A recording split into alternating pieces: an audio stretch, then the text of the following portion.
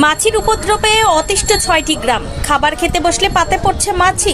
গৃহস্থের উঠোন থেকে রান্নাঘর সর্বত্রই ভনভন করছে মাছির দল। জলপাইগুড়ি জেলার রাজগঞ্জ ব্লকের স্থানীয় বাসিন্দা অরবিন্দ সরকার জানান, আমাদের এই গ্রামে একটি পোলট্রি ডিম তৈরির ফার্ম রয়েছে। সেই থেকেই শুরু এই মাছির উপদ্রব। শুধু আমাদের গ্রামেই নয়, আশপাশের ৬টি গ্রাম এই মাছির উপদ্রবে অতিষ্ঠ। বেশ কয়েকবার ফার্ম কর্তৃপক্ষকে বিষয়টি জানিয়েও কোনো লাভ হয়নি। এখনো প্রায় ১৫ জন এই মাছি বাহিত রোগে আক্রান্ত হয়ে হাসপাতালে চিকিৎসা। যদিও গ্রামবাসীদের করা অভিযোগকে উড়িয়ে দিয়ে পোল্ট্রি ডিম তৈরির ফার্ম কর্তৃপক্ষ বলেন, আমরা চেষ্টা করেছি মাছির উপদ্রব কমাতে, কিন্তু গ্রামবাসীদের থেকে তেমনভাবে সহযোগিতা পাচ্ছি না। শুধু যে গ্রামবাসী তাই নয়, শাসক দলের সন্ন্যাসীকাটা অঞ্চলের সভাপতির মুখেও মাছির উপদ্রবের স্বীকারোক্তি।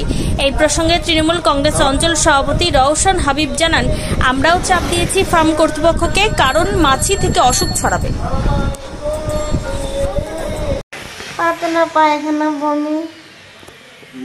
এখন কিসের জন্য হচ্ছে এরকম, কি মনে করছে? এই যে মাছির জন্য, খাওয়া খাদ্যের জন্য। মাছির অত্যাচার মানে থাকাই যাচ্ছে না, খাইতে পারতেছে না, তরকারিতে মাছি পড়তেছে, রান্না করতে পারছে না, ঢাকা দিয়ে রান্না করতে হচ্ছে, তাও মাছি পড়ে থাকতেছে। কাল রাত 10:30টার সময় বাচ্চা দুটিকে খেতে দিব, খাইতে নিয়েছি, ভাত বাড়তে যাবো, তখন দেখি মাছি ঢুকে আছে ভাতের ভিতরে। তো ওই ভাতগুলো আমি ফেলে দিলাম। তারপর আমরা তো ওদেরকে চাপ দিছি, মাছির উৎপাদন বন্ধ করুন, কেননা মাছি থেকে সব ধরনের অসুখ ছড়াবে। আমরা অলরেডি চাপ দিয়েছি।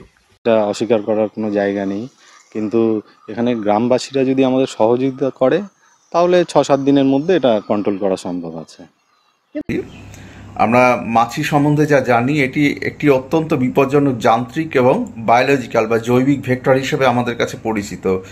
এই যান্ত্রিক বাহক, অর্থাৎ এটা নিজের সমস্ত রোগ পরিবহন এমনি করতে পারে নিজে আক্রান্ত না হয়ে, আবার এর দেহে জীবাণু নিজের লাইফ সাইকেলের একটা পার্টও অতিবাহিত করতে পারে, যেটা খুব সহজেই পরবর্তী পর্যায়ে পৌঁছে পরিস্ফুরিত হয়ে আমাদের খাবারে এসে মিশতে পারে।